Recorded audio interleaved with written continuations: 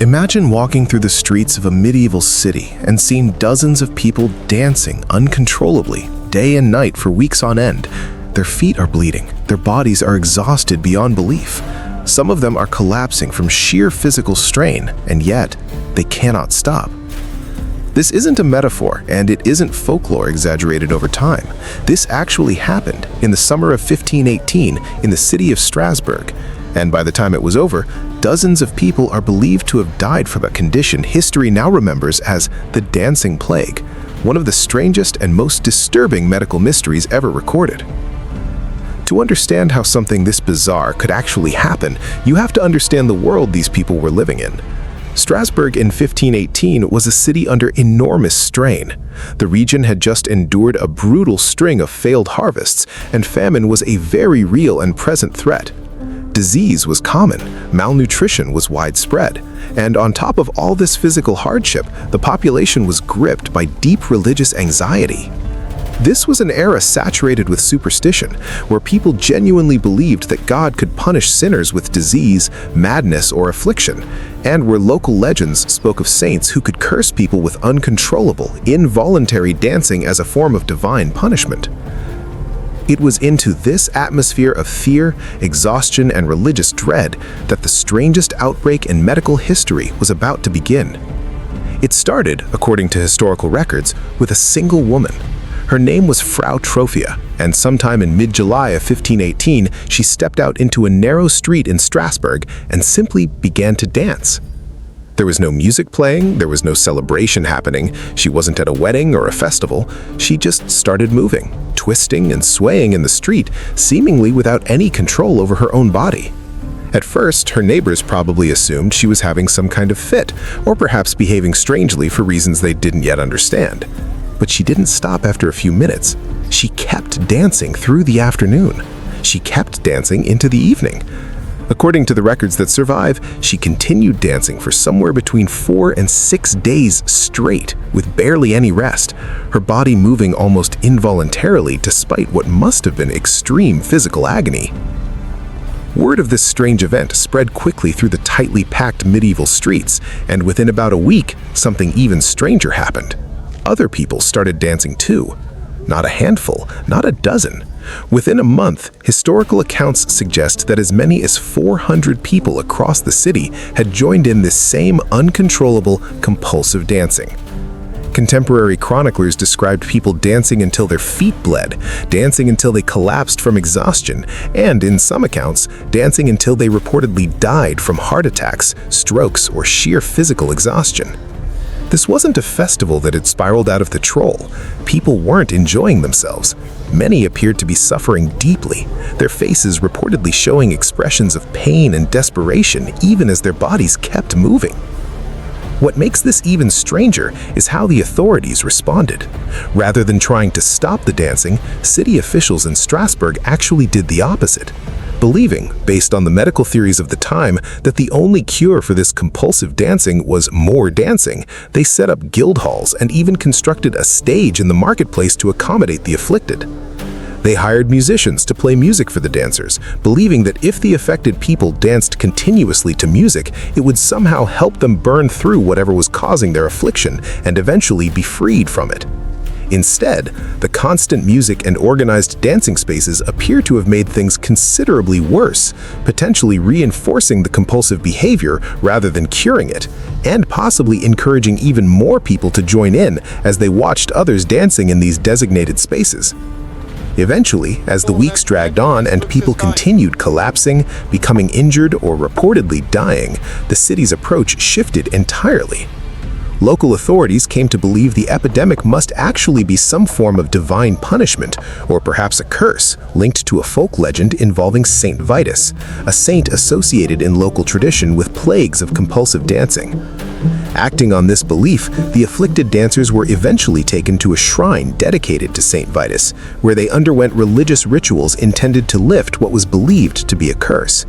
According to historical accounts, sometime after these visits to the shrine, the epidemic gradually began to subside, and by early September, roughly 2 months after it began, the dancing plague of Strasbourg had run its course. So what actually caused hundreds of people to dance uncontrollably for days or even weeks, in some cases until they collapsed or died?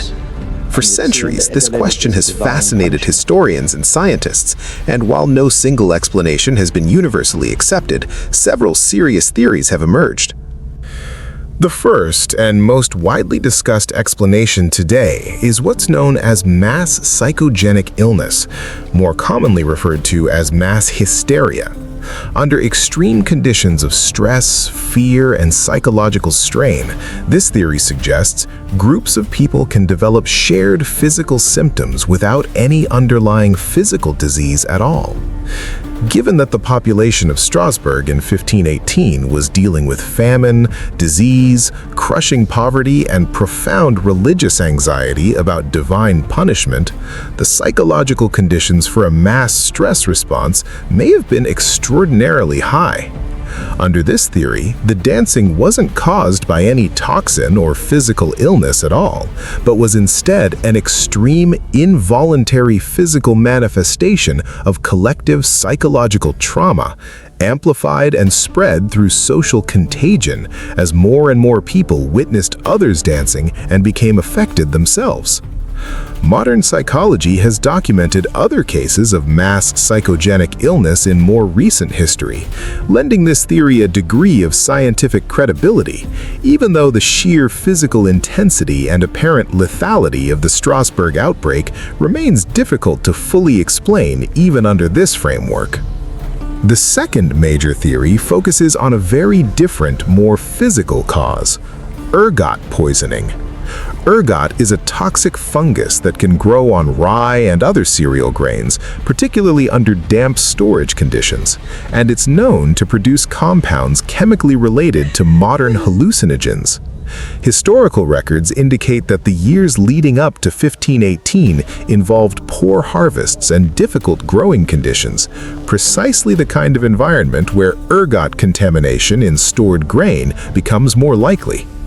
If the population of Strasbourg had been consuming ergot-contaminated bread as a significant part of their diet, it's possible that ergot poisoning, sometimes historically linked to hallucinations, convulsions, and involuntary muscle spasms in a condition once known as St. Anthony's fire, could have contributed to at least some of the symptoms observed during the outbreak.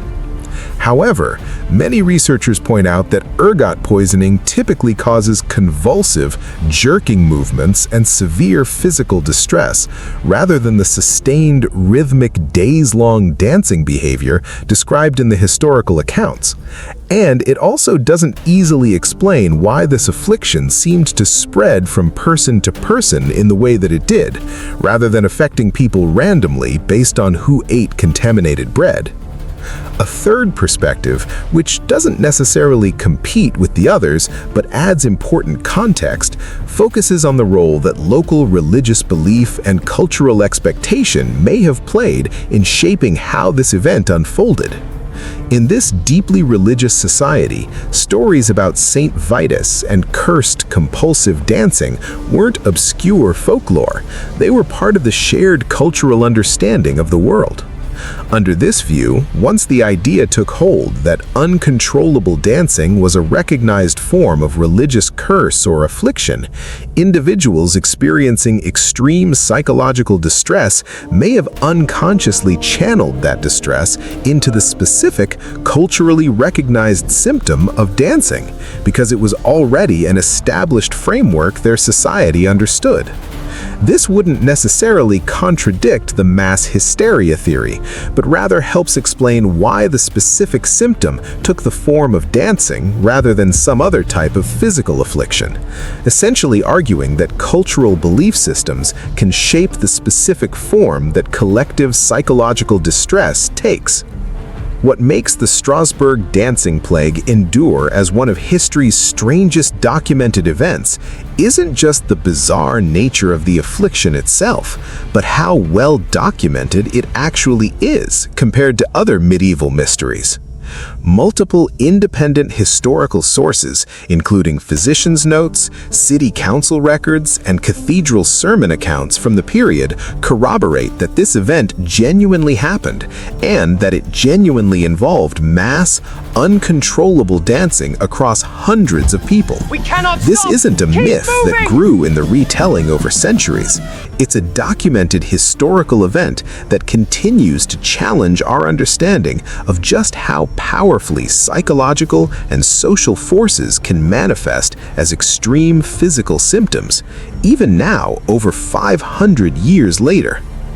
So, after everything we've covered, the famine and religious fear gripping the city, Frau Trophea's first dance, the spread to hundreds of others, and the competing scientific explanations of mass hysteria, ergot poisoning, and cultural belief, what do you think really happened in the streets of Strasbourg in the summer of 1518?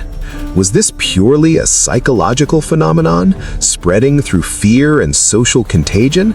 Or was there a physical, chemical cause hiding within the bread these people ate every day? Let us know what you think in the comments below.